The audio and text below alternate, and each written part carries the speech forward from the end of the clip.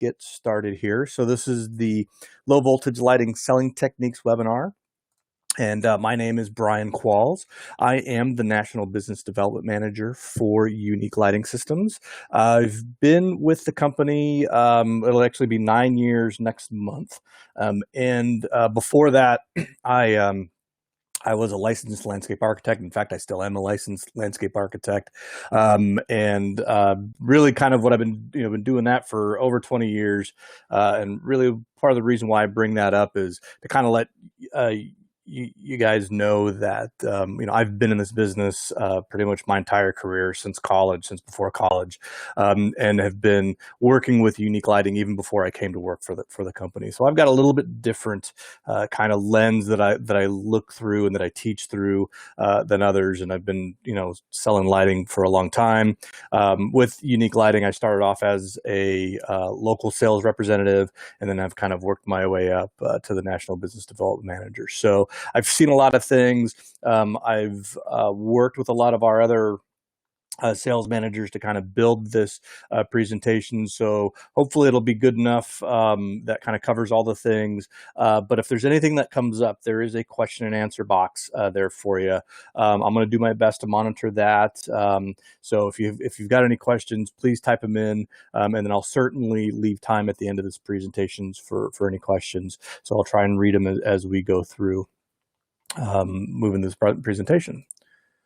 So first, let's talk a little bit about lighting. And so why do we light, or why are we talking about low voltage lighting? And I'm not going to read these bullets on the screen, but the big thing is all of our customers, all of our clients that are out there that we work with, they spend a lot of time, a lot of money, a lot of energy. We spend a lot of time and energy designing and building these wonderful outdoor spaces. And if we don't light it, they only really get to be used 50% of the time. And think about it for me, when I get up in the morning, especially in the wintertime, I get up in the morning, it's still dark out. I go out there and work my job. And then when I come home in the evening, it's still dark out. And if, I don't have any lights in my yard, lights in my backyard space, then I only see my yard during the weekends. And I'm out here, I live out in Arizona, so I'm in the desert. And, in the summertime for us, we really only go outside when the sun goes down. So it really extends the use of that space beyond just the daylight hours. And the big argument that I make to everybody, and it's a big theme to this presentation, is that everybody wants lighting. Every homeowner out there, every commercial property, they want lighting. They just don't have the vocabulary for it. And so if we don't provide that vocabulary, we don't kind of walk them through that process, this is what happens is they run out and go buy something from a big box store. And, I can tell you the big thing when I see people that buy these solar powered type lights, they're not doing it because they're great stewards of the environment or they're worried about, saving energy. It's because these are super easy to install. I don't need a transformer. I don't need wire. I put them in the ground and boom, I'm done. And really these lights are doing nothing for these trees. They don't really put out a lot of light. If you do get someone that's a little bit more sophisticated, they may go buy a pack from a big box store and try and install it themselves. And, maybe they'll get even a more expansive pack than just a 4-light system. But the problem is when you're doing this, you're not really doing a great job of providing a pleasant lighting scene. And what happens is this is it. You go to Home Depot. Now, I know they don't make Malibu anymore. This is kind of an older picture, but this is the problem is someone can, if we don't give them the vocabulary, we don't talk to them about lighting, then they just go down to Home Depot and go, hey, here's a 10-light pack for $209. Perfect. I'm going to go ahead and install this. But I can tell you with great certainty and with my experience is that you'll never get a lighting scene that looks like this from a 10-light pack, especially a 10-light pack that's coming from a big box store. And this is the level we want to get to our clients, is we want to show them, or we want to provide them, that we're spending all this wonderful time on, energy and budget on hardscapes and pilasters and landscaping. We want to give them a great finished product. So A little bit about the class. I put this together because I get a lot of people that kind of ask me, over the years, sales has always kind of been intertwined with all of my classes. I've got design classes, engineering, all kinds of different things. In fact, there's a bunch on our website, but never really had one that was specifically to sales. So I kind of thought about it. And like I said, I asked a lot of people, and the big thing I'm kind of going through it is people are kind of looking for this silver bullet. Like, just tell me what to say and I'll say it. And as we'll go through this, you'll realize that there really is no silver bullet. And I can't provide you a script to say, hey, read this and you're going to be an awesome lighting salesman. That's because every lighting sale is going to be unique, and we want to be unique with our clients as we go through there. And one thing I'm going to get away from is, and I see this a lot, is are people that become what I call fixture sales people. And what they do is they walk in, they sit down, and go, hey, Mr. Homeowner, here's Unique Lighting's catalog. Pick the 3 lights that you like. I'll go buy them and put them in for you. And that we'll talk about why that's not good. And then again, sitting back down with that catalog and going through, well, this one's $100, and this one's $120, and this one's $200. We want to stay away from fixture pricing. When I say pricing, of course we're going to have to talk about budget, but stay away from fixture pricing. And then we're also going to stay away from, we'll talk about why we're staying away from just, I can do this job with 15 fixtures, right? We're going to talk a little bit about that as well. So this is kind of what the layout of the class is going to be. And before we get started, I kind of want to talk to you about, a customer versus a client. So I spent a lot of my years as a landscape architect, and we never, ever called anyone a customer. Anyone that came through my doors, anyone that hired me to do a job, they were my client. I don't care if it was a small little patio or if it was, a DOT project where we were, doing miles and miles and miles of roadway. Everyone was a client. And not until I came to Unique Lighting, where I heard more and more the word customer. This is my customers, And so when I was putting this together, I started thinking about, okay, what's the difference between a customer and a client? And, it seems simple, and it seems almost kind of silly to have a distinction, but there really is a distinction, right? And you think about it. When you go to a grocery store, you're a customer. When you hire someone that comes out there and you want to use them in engagement, right? If I'm going to hire someone to build my pool, for instance, right? I'm not expecting to go to a pool company and pick a pool out of a catalog and say, build this one, right? I want them to walk me through, and how are you going to use the pool? What type of services, what type of, person are you? Are you home a lot? Or do you swim, laps, whatever it is? I want someone to build a pool, to my needs. And that's where a client, right? I want someone to engage the services of a professional. And that's how we need to treat our clients is, don't pick products out of the catalog. Let's talk about how we use your space as we go through. So again, who is our ideal client, right? If someone's at Home Depot and they've seen that $209 package and they're hung up on that, then they're not going to be they are a customer. They're not going to be your client, right? They're buying on experience and trust. Yes, budget is definitely a part of it. I'm not saying it's not, but really as it goes through, someone's going to trust, you going through the process versus picking a product out of a fixture or out of a catalog. Too many times have I worked with, contractors out there that have they went with somebody else because they had a cheaper price. And it's like, well, we didn't really walk them through. We didn't treat them as a client. We treat them as a customer. A client would come back to me and say, listen, I found this guy and he's telling me he can do it, for $100 cheaper. Why is that? What am I missing here? And that's the level we want to get to. And we want them to have a relationship with you versus I'm going to go around and bid this thing and get it cheaper. So with that being said, how do I turn a customer into a client? And the big thing is, I can tell you, is really, it starts with you. It's how you treat that client. If you treat them like a customer, they're going to act like a customer. If you treat them like a client and you draw them in and show them, that you are the expert in the realm of lighting, they become a client. So one of the best examples I can give you, and it's super, super simple, right? And I got a picture of Dan DeVito as a used car salesman. Salesman has started to take kind of this negative connotation, when it comes through that, even to where we're calling ourselves something different, right? I was a district sales manager. I wasn't a salesman for a unique lighting.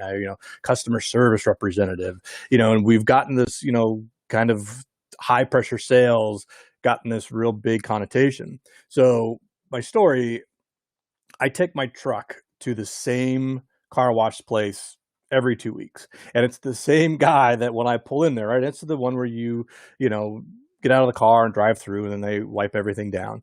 And every time I go, the guy asks me, "Do you want to wax with this?" He's treating me like a customer. And every time I've been going to the same place for years. Every time I tell him, "No, I don't want to wax." Okay, fine, done. And he goes on there. And then I'm sure he goes to his boss at the end of every week going, "I've only sold 3 waxes. Nobody wants their cars waxed anymore." And I hear that from a lot of people that I work with. Oh, well, nobody wants lighting. But yet, drive through your neighborhood, drive through my neighborhood. There are good lighting systems. There are bad lighting systems. Everybody wants some sort of lighting. And again, going back to how do we turn that customer into a client? The big thing for me has always been, that guy has never pulled me in. It's always been, do you want a wax with that? Or, same thing. I see contractors. We go out there and you guys do a wonderful job on the hardscapes. And I'm going to put in a barbecue over here and we're going to do all this wonderful landscape. I'm bringing these big trees. And oh, by the way, do you want lights with that? Well, you've already set them up now. Even they may be a client when it comes to your landscape, but you've turned them into a customer on the lighting. And so we really need to pull that in there. So back to my wax person, my car wash guy, he never asked me any questions. Well, how often do you use this truck? Do you know the benefits of a wax? Hey, what kind of car does your wife drive? Maybe she would benefit from a wax. Well, wouldn't that be a great present for her to come home and have a real, waxed car? And he never really pulls me in. And that's kind of what I'm getting to is we need to pull the customer and turn them into a client. So thinking about that, right, is you got to think about the 5 stages of the client buying process, right? And these are the 5 stages here. And so the biggest one is the client needs to identify that there's a problem or a need. Hey, my backyard's dark. I really want some lights, right? And as we go through, there's kind of 2 sides of this. There's the problem and the need recognition, and this is either selecting you as a contractor or just selecting products. So I'm going to kind of go through this process as selecting you as a lighting contractor, right? So first of all, I need to recognize I need a problem or a need, and I need someone to install this for me. So then they'll go through and they'll do an information search, right? Everyone does that. I'm going to go to Yelp. I'm going to go to Angie's List. I'm going to go on the internet. Hey, my neighbor just put in lights around the corner. I'm going to see who he used. And they just start kind of looking. And so with that information search, again, if you want to be that lighting expert, you got to make sure that's part of, whatever you put out there that people are going to see. If I have one guy that, really his company, and he does probably one of the best guys in the Valley that does lighting, but his company name lends itself that he's into arbor care. Nothing says anything about lighting. And he's always calling me saying, "How do I expand my lighting sales?" I'm like, well, put lighting in your name or put a picture of a lighting. It's like everyone thinks you're still taking care of trees. So when you're thinking about that information search, make sure that lighting kind of pops up or it's included in what you do. After they go through that information search, then they start going through that evaluation of alternatives, right? So it's, do I choose contractor A? Do I choose contractor B? Or even 2, do I do it myself, right? And then as you get next to the next level, you start thinking about that purchasing decision, right? So do I just pick this guy over here, or the worst thing that's out there, do I buy the product and go hire some, the guy that mows my lawn, do I have him put it in, and that's kind of going through that whole thing. And then finally, the most important part is the post-purchase behavior. So let's say they selected you put it in, you feel you did a good job, but what happens is after it's done, and really, really think about this, A satisfied client, someone that you did everything, you hit all the buttons, you did everything right all the way through. When you get done, a satisfied client will tell roughly 3 to 5 people, "Oh man, this guy did a great job," right? On the alternative side, if you did a poor job, if you didn't do very well, or something happened, you didn't click, or there was rubbed the wrong way, asked to use the restroom and traipsed mud from the front door all the way down, whatever, they will tell 10 to 15 people when they've had a bad experience. And so what you want to do is, with that post-purchase behavior, is number one, make sure you do a good job, of course, but, kind of ask the question. A lot of people are afraid to ask the question, how do we do? What could we have done better? Where was that? Because even if there was something that was a little bit of a rub, and you're asking the question to how do I do this to do better on the next one, that kind of helps out a lot of that kind of, we really didn't appreciate the fact that you guys showed up at 5 a.m. and started digging and waking up making my dog bark. Okay, well, hey, we apologize for that. We didn't talk about it in the beginning. And so then the next one, hey, listen, we start at 5 a.m. and is that going to be a problem? So it kind of helps you get to that next level and kind of keep building from the last one. And then again, when you're going through this, so after we go through that buying decision, is that the client basically now has 3 decisions to make. And the 3 decisions are: they can hire you, they can hire your competition, or they can just decide not to do anything at all. A lot of the contractors, a lot of the people that I work with, they are so focused on the first 2 bullets and don't even think about the 3rd bullet. And the problem is, they get so focused on, they're going to hire my competition. We get so deathly afraid that they're going to hire our competition that we start to compromise even before anything happens. Well, if I'm the lowest bidder out there, they can't pick my competition, I'm going to win the job. And then it's going to be fantastic.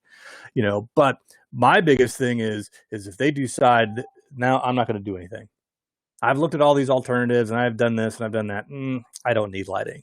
Well, to me, that is worse than anything, because that means we didn't do a good enough job of becoming that expert, showing them that we're going to walk them through this process and really get them excited about lighting and get to the point to where, hey, this is something that they really need to have. We didn't explain it good enough. If someone hires my competition, then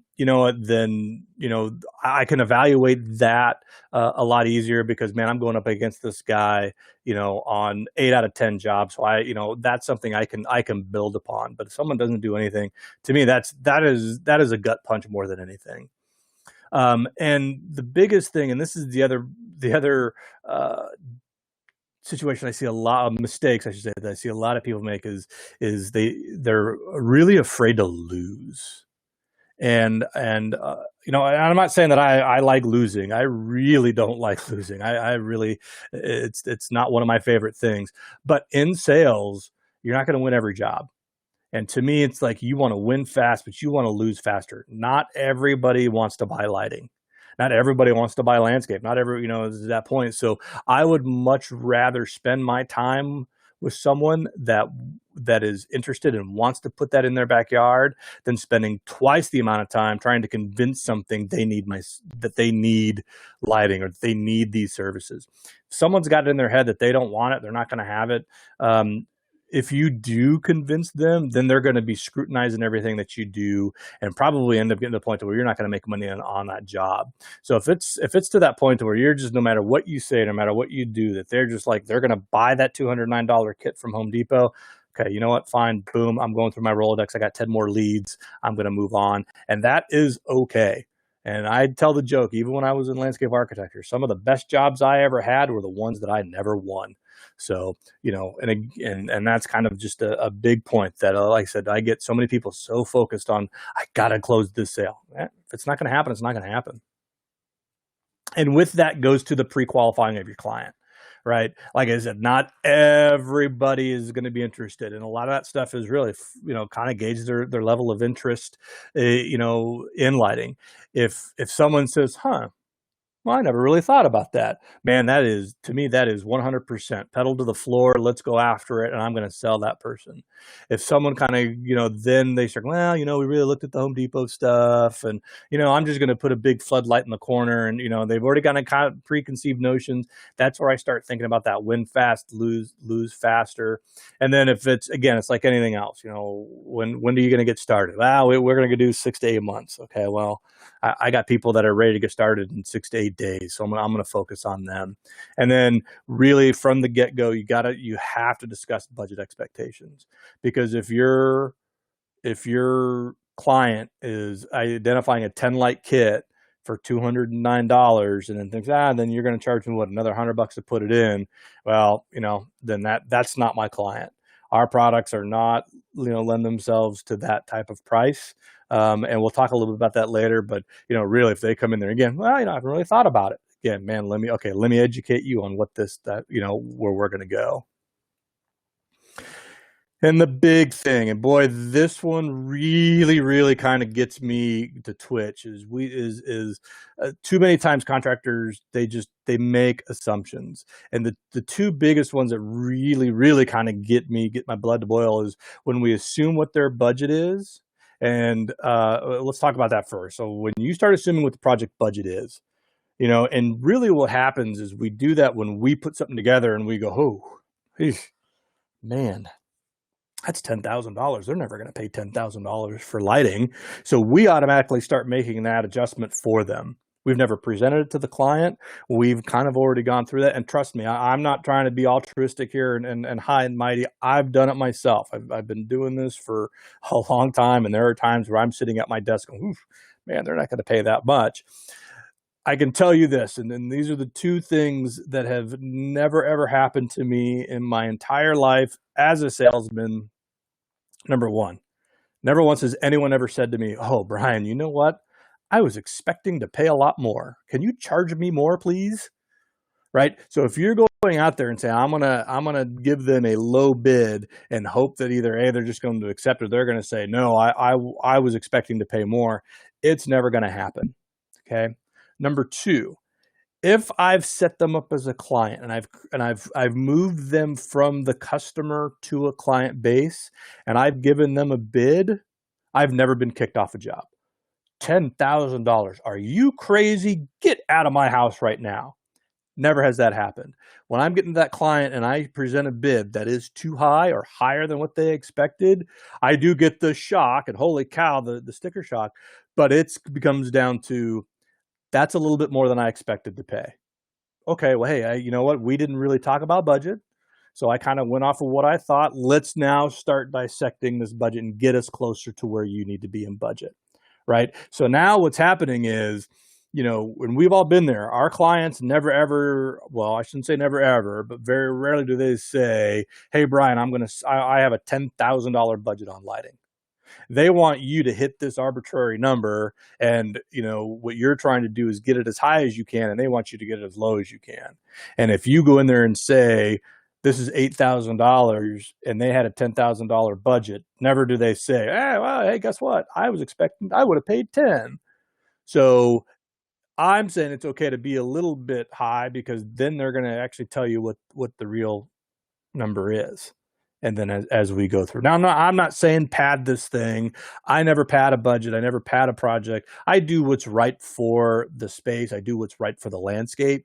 And then again, I'm a working man, right? I still got to work, 5 days a week myself. So, when they come back and say that was a little bit more, well, let's find some efficiencies. Let's go ahead and find some ways where we can hit your budget and still give you a wonderful lighting job.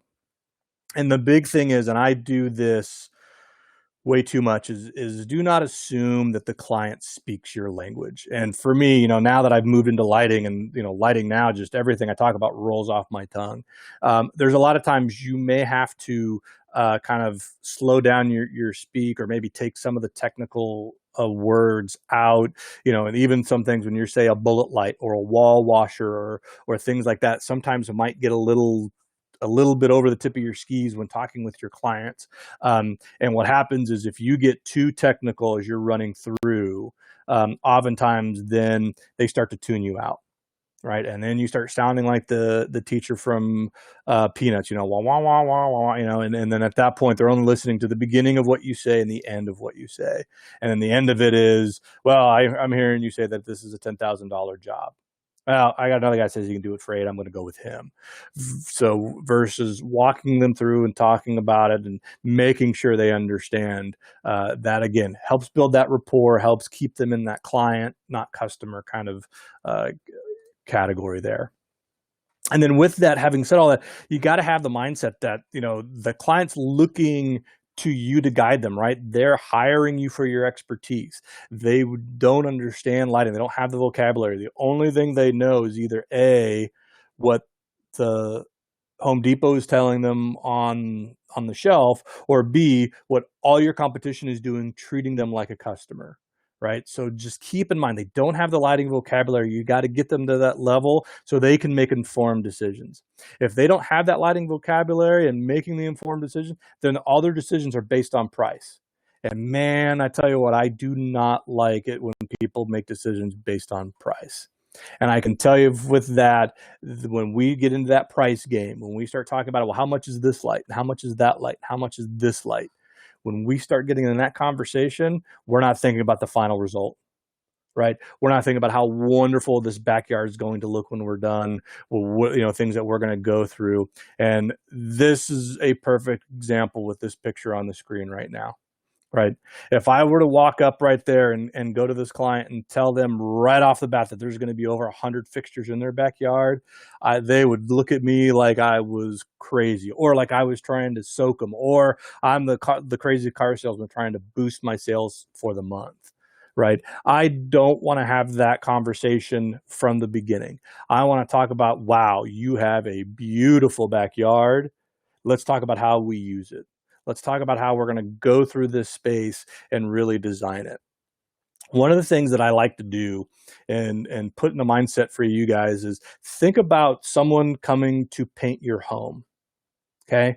Or even paint a room, right? And you're going through and going through the process, and you're going, okay, what's your bid? How much is this going to cost me? Never once, and I shouldn't say you, I'll put myself in that category. I've had my house, I've had rooms painted several times in my lifetime. Never once have I asked any of my painters, how many gallons of paint are you going to use to paint this house? Right? We talk about the budget, we talk about the price, and we go through it. Now, out of my own curiosity, when we're done, I always ask, well, how many gallons of paint did it take? But never once do I want to go, well, how many gallons of paint, and how much is that gallon of paint, and how many brushes are you going to go through? And if we kind of move into that mindset a little bit more with the lighting side, right, is, well, let's talk about what we're going to paint in your backyard, and then I'll tell you how many gallons of paint it's going to take. If we start off and we handcuff ourselves, well, hey, this is going to be 15 lights, you're never going to get this scene. Because I can tell you right now, I mean, I know the designer of this and how this whole project went through. There's over 100 lights in this picture right now. And again, imagine starting off with that and telling that to your client. They'd be hard for them to understand that. So how do we get to that point? Is, again, when you're the expert, you've got to ask a lot of questions. Again, think of them as a client. And here's some examples that are on the screen. I'm not going to read through all those. But if you think about it, when you kind of go through this, when you're asking these questions, you're really doing two things. Number one, it's information for you. Now you kind of know where they're at, and where they're going, and where to focus your time and energy on the design. But what's happening is you're kind of getting them to think about how they're using their space that they never think about when it goes through, right? No one's ever asked them. So when you sit there and you start thinking about, well, how often do you entertain? Oh, wow, he's right. And you know what? We've got people over here at least two or three weekends every month. And we spend most of the time in the kitchen because the backyard is so dark. He's right. We really need that stuff, right? And then the other thing too is, like, how's the lighting in your neighborhood? You start thinking about it. Oh man, lighting in this neighborhood's horrible. Well, you can now be the best lighting, the best looking house on the block. Or, man, the lighting in this neighborhood's fantastic. We're late to the game. We got to keep up with the Joneses. So again, by asking these types of questions, you're getting them part of the process. You're getting them to think about what they need. And again, it's not, we're taking them out of that customer category and moving them into a client. Now we're getting this rapport. And then the big question is when you're asking them where they spend most of their time, because budget will come into play. Let's say we'll go back to this picture here. I'll go backwards here. If I had this is my backyard, why would I ever go into my front yard?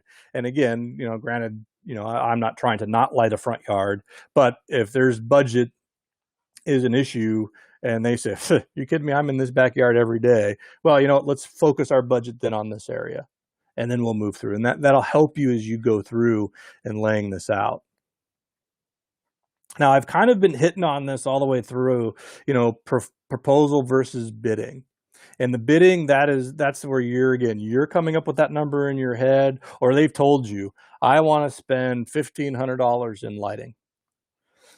Well, $1,500 isn't going to get you very far, especially if that was the pool backyard, versus let's go through the proposal, right? Let's talk about what are your goals? What are we going to go through? And then this is what I'm going to do to work your goals. Now, the big thing is one of the sales guys I work with, which I thought was fantastic, is if you get to that point and you're like, holy cow, this is $15,000. They are not going to bite on that, right? And I kind of said it earlier before, not to make assumptions, but when you're working with your client, you're doing your site walks, there are times there's going to be subtle cues that you're going to hear that's going to tell you, are they a $5,000 client or are they a $50,000 client, right? You're going to kind of know the difference.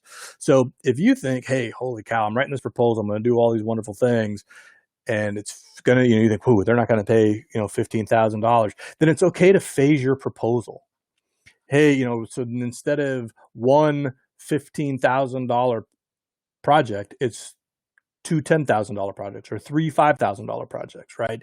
As we go through, and again, tell that story. Well, if we just kind of work around your pool, and then we can do this back area over here, and then we can do, go through that, and it's a little bit easier for them to kind of walk through that. Because what do you do when you get a proposal? I do it. First thing I do, man, is I look at the very bottom line. It could, I don't care if it's 10 pages. I go to that 10th page. $15,000. And we almost have to sit with them to, wait, before we go through that, let's kind of walk through these 10 pages of the proposal.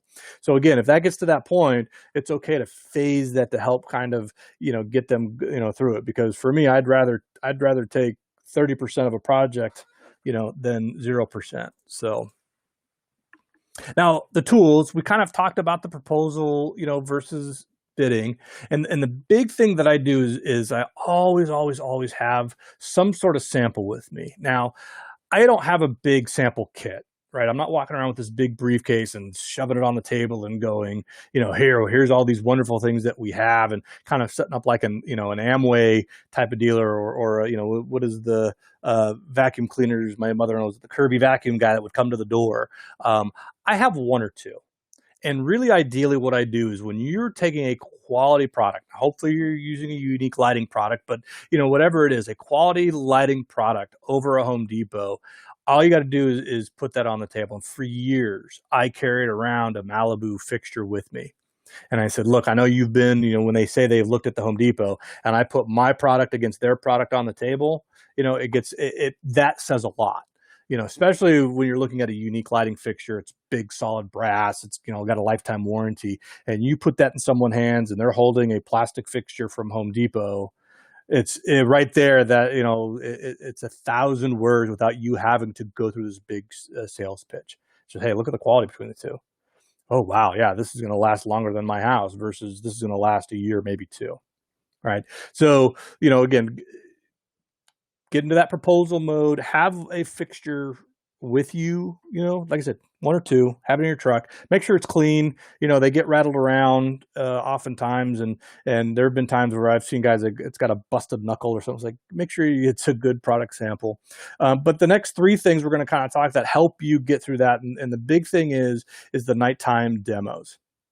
And so really the nighttime demonstration, it is really the big thing. I say it's real lights and real locations. So we're taking a kit, we're taking our fixtures, and we at Unique Lighting, we've got a demo kit that's ready to go. It's got all the quick connects, and basically it's real light and you put it in the real locations. We don't bury the wire. The quick connects aren't permanent. It's really a quick connect to go through there.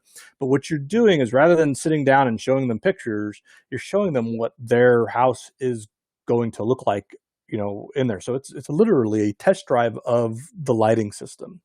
And again, it's not a silver bullet. It's the kind of that win fast, lose faster deal. If someone doesn't want lighting, a demo kit isn't going to make them fall in love with it.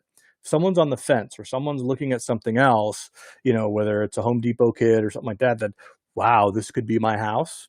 And a lot of the times that I do is, I'll set the demo kit up like on a Thursday or a Friday, let them have it for the weekend, and then pull it down on Monday. So then they're getting used to having that light. And when it's back dark again, it's like, holy cow, I didn't realize my yard's this dark. And the big thing is, it helps set expectations, because I can sit here and, again, be altruistic and talk about how don't talk about fixtures and, or don't talk about number of fixtures, things like that. People have it in their head that they come back. I mean, I'll tell the funny stories. My parents, they're both retired and, still together. My dad called me up and said he wanted lights in his backyard, small little patio home. And he says, he goes, I want 5 lights. I'm like, Dad, your son works for a lighting company. I go, we can do better than 5 lights. So I actually did a demo at their house, and by the time I got done, we ended up putting 20 lights in his backyard, and probably needed 5 more. And so that's where it kind of helps set that expectations, where people just kind of go, I only need 4 or 5 lights, and it'll look great. And you go out there and do one of two things: is set up 20 lights so it looks, fantastic, or you set up 20 lights and then only have 5 lights turned on, and then show them the difference between this is what the 5 you wanted looks like compared to the 20 that really need to happen. Then again, we're helping set that expectation. It's building you as the expert, and then now we're kind of growing that project as it goes through, and then you're building that rapport between you and the client as you're going through. So here's an example of a before and after, and this is a demo. So, again, a lot of times where you get to that point where someone goes, oh, this looks great, it's fantastic. And then, but this is what it looked like before. So a demo just goes a long way. Same thing here. Lower right corner is the demo. This is what the house was before we rolled up. This is, they got one light over there in the tree, and then this is their porch light. And a lot of times people can't even think about what lighting looks like, because they never stand outside their house at night. They're always looking at it during the day. And then at the point where you go, well, hey, listen, you want to, again, magazine quality photo, but this is something that we really want to do to get them to that level of, let's set up a demo, let's show you what the house looks like, in the evening time. And then people really can grasp that idea, because it's tough to picture. If you're saying, oh, we're going to do lights, we're going to put them all in these corners, we're going to light your columns, people can't picture that. But if you show them, man, they really get excited about it. And I can tell you, more often than not, I've done a demo and I've had the client kind of tell me, man, can we just buy your demo kit and you just leave it here? We'd hate for you to take it back down, and you just take the money we give you and go buy a new demo kit. And it's flattering, trust me, that's when you got them hooked. Unfortunately, the demo kits aren't designed to be installed, but I tell you, it really makes a difference when you're running through a demo. And the other big thing is photography. Right now, just about everybody, I'd be surprised if anyone on this call doesn't have a camera in their pocket that's attached to their phone. They don't have to be super exciting, magazine quality photos, but you need to have photos, whether it's on your iPad, whether it's on your website, whether you're putting it into your Instagram or Facebook or whatever it is.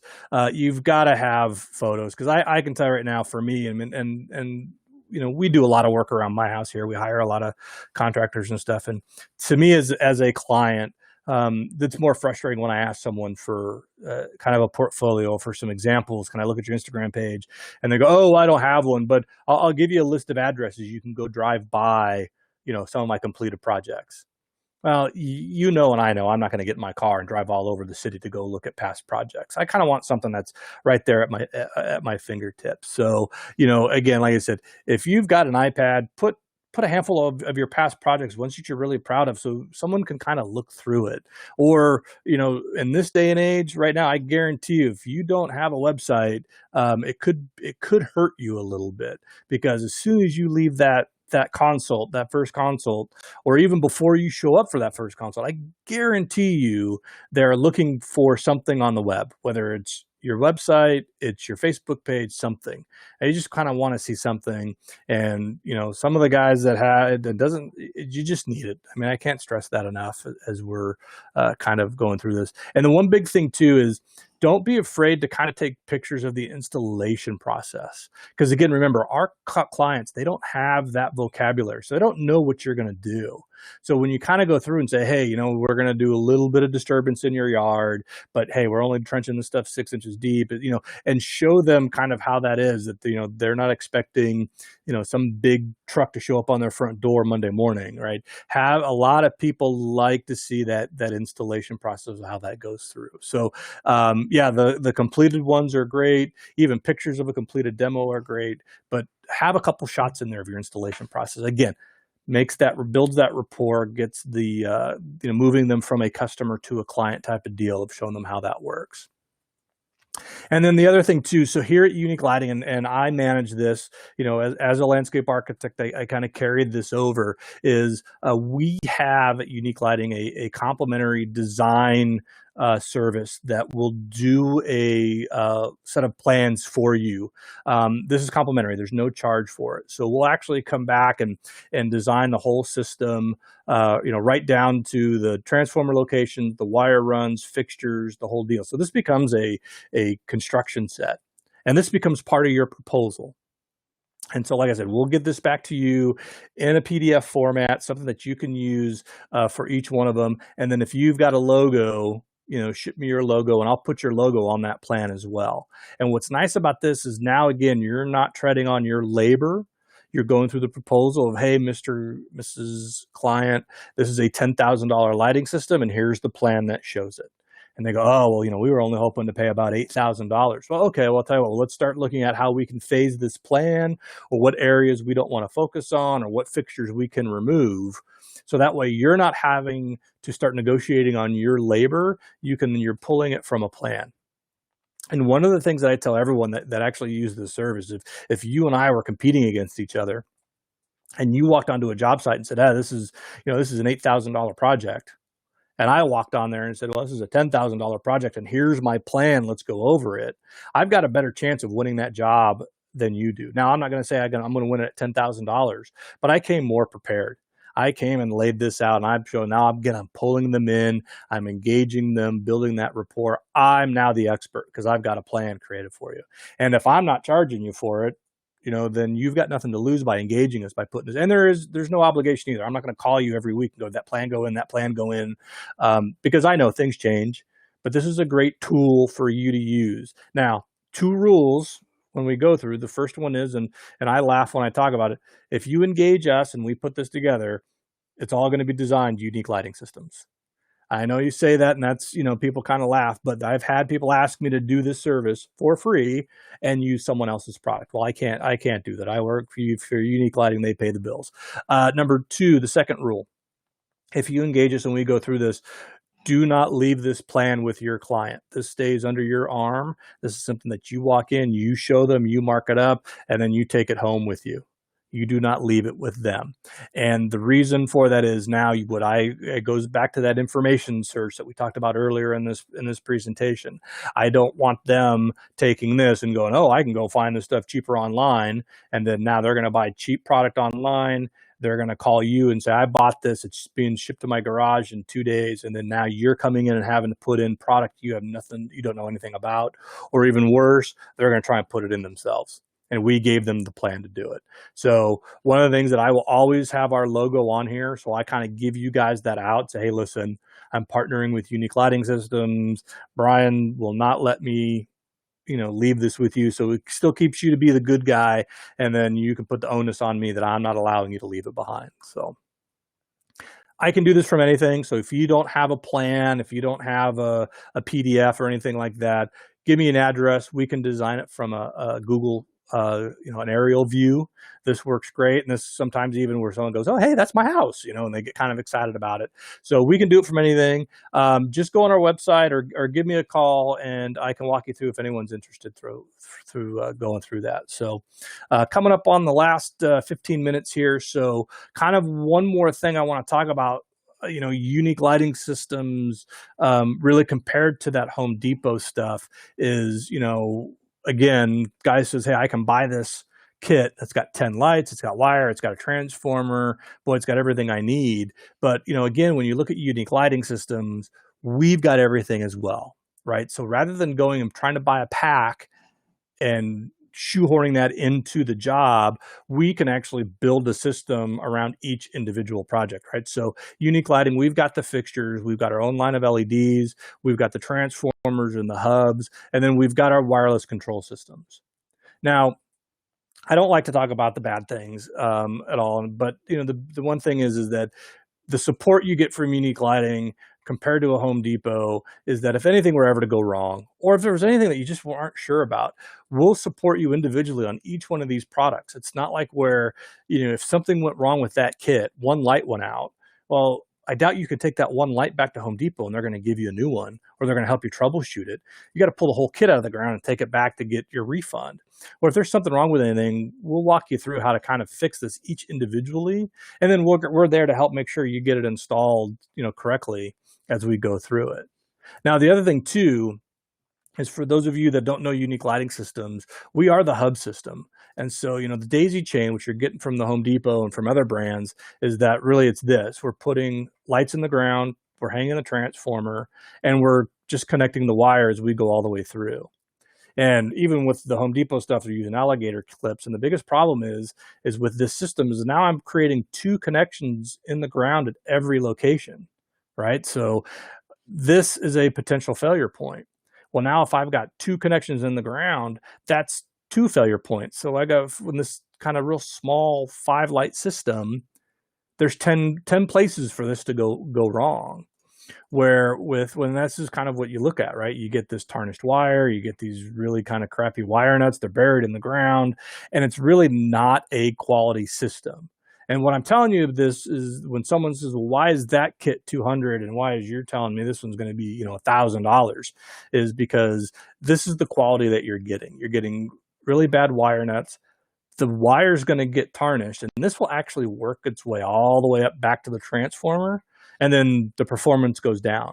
And I don't know, for those of you out there who are in lighting, you get that phone call that says, well, they work great for 2 years, and suddenly it's not working anymore.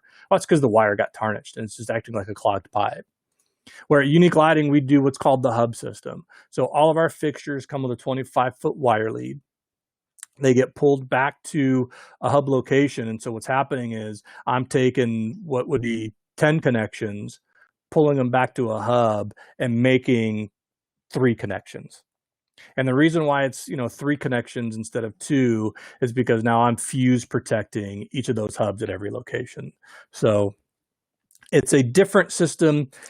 My point is that when you're competing against someone that's going to it's going to take the do nothing approach, or they're going to install it themselves, when you're proposing a unique lighting system, it's a lot more sophisticated. You're going to get a more robust system, Mr. and Mrs. Client. This thing's going to last you years, well beyond what's going to happen with whatever you can do yourselves. And so I'm not going to get too much further into the hub system. I've got other classes. If you're interested, we can get into that. But again, it's just kind of, I want to be that expert. I'm going to come in with this robust system as compared to, what you can go buy from a big box store. And then again, like I talked about, local support. We've got reps all over the country. So you use a contractor, are out there trying to get this system installed. Even too, these guys will help you sell. If that's something you want to get engaged and get someone working with you to go do a sales call, these guys are happy to do it. And guys and gals, I should say. Everyone here has got the experience. Now, like I said, I'm nationwide, so you don't see my name up here. But I can help you out any way, shape, or form. But again, this compared to a big box system that's out there, you're not going to get this level of support. You're not going to get anyone that's going to put phone numbers up on the screen like this that, hey, you call Anthony Viraldi and he can help you over the phone or actually come out on your job site as you go through. So here to wrap up, just kind of want to talk about some of the questions I get is like, how do I start? How do I make time? Do I need a specialized crew? I mean, really the first two bullets are easy, right? You just start on your next job and you just make it part of the proposal. The big thing that I just, hopefully that I kind of instilled through this discussion is don't treat lighting as an add-on, right? Do you want to wax with that? Oh, do you want lighting with that? No, it's easy to pull out, right? Put it in your proposal, and that's how you make time for it. If it's in your proposal and you don't treat it as an add-on, then you'll have time for it. And that's the other big mistake is that, contractors will put this whole bid together, they put the proposal together and like, oh, by the way, I need lighting, right? And then they treat it as an add-on, and that's when they go, oh, I just don't have time for it. Clients don't want it, I don't have time for it, and it just doesn't get included. And the big thing is do I need a specialized crew? You really don't. If there isn't anyone on your crew that knows how to do lighting, or if they want to learn more about lighting, I showed you that screen. We're out there to help. That is, all those guys, they have one job and they work for Unique Lighting. They're not reps, they're not contract, representatives of ours. They work, their paycheck says Unique Lighting Systems on. We will help train your crew. We'll even do what we call install a date. So if you sell a lighting job and it's getting installed in 2 weeks, we'll come out there on that first day and we'll do on the job training. And trust me, this stuff is a lot simpler than what I originally made it look. That you just need 2 or 3 guys on your team that really know how to do it. And I tell you, if you're not doing lighting, you'd probably be surprised how many people on your crew, if you ask the question, actually know how to do lighting. So there's really no special, you don't need any special licenses or anything like that. You guys can install it. And so here, kind of where I'm at, in closing, never be afraid to ask for the sale. It's like, I really want to do this job. I really kind of want to be your contractor on this. So can we get started? And that leads to the call to action. Always leave that client with a call to action, whether let's do a demo, next Tuesday, or, let's circle back and kind of talk about how we're going to put this together, but have a call to action, put a little bit of urgency, in there, and not this, that, hey, you have to sign this today or it goes up 10%. You don't have to get that, but some sort of call to action to kind of get them that sense of urgency that this has to happen, that, hey, it even gets to the point to where it can be something as simple as, we're booked 3 weeks out. We're booked 4 weeks out. If we don't get you on the schedule now, it's going to be 2 months before we can get to you, right? Something that just kind of helps that gets through. And then, as I mentioned, probably 10 times through this whole presentation, don't treat lighting as an add-on. So, incorporate it in there, make sure we're part of the whole process. And when it's in there, it's part of your landscape package. It's tough for them to pull it out. They may reduce it, but it's tough for them to pull it out. So here's my contact information. You can email me. That's my phone number. Give me a call anytime. I'm happy to help. We've got other webinars on our website that we've recorded. I've actually recorded this one. So if there's anything you wanted to go back and take a look at, or anything you want to go through, please, give me a day or two and it'll be up on our website. With that, that's kind of the end here. I'm going to kind of hang on here. We got about 7 minutes left. So I'm going to hang on for about 7 minutes and wait for questions. If you've got any questions, please type them in the box. And then we'll just kind of, and other than that, if there aren't any, we keep moving forward. I want to thank you all for your time, and thanks for joining me today, and have a wonderful long weekend.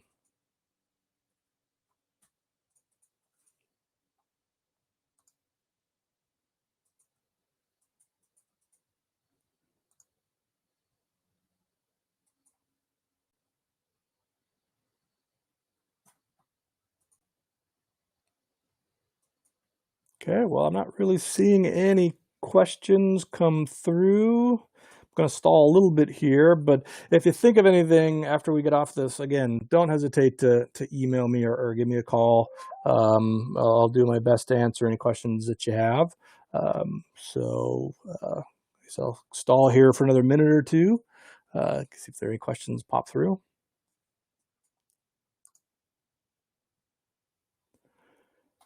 Okay, I see a bunch of people hopping off, so I'm going to go ahead and end it. Thanks again for those of you who are still on, and have yourselves a great weekend.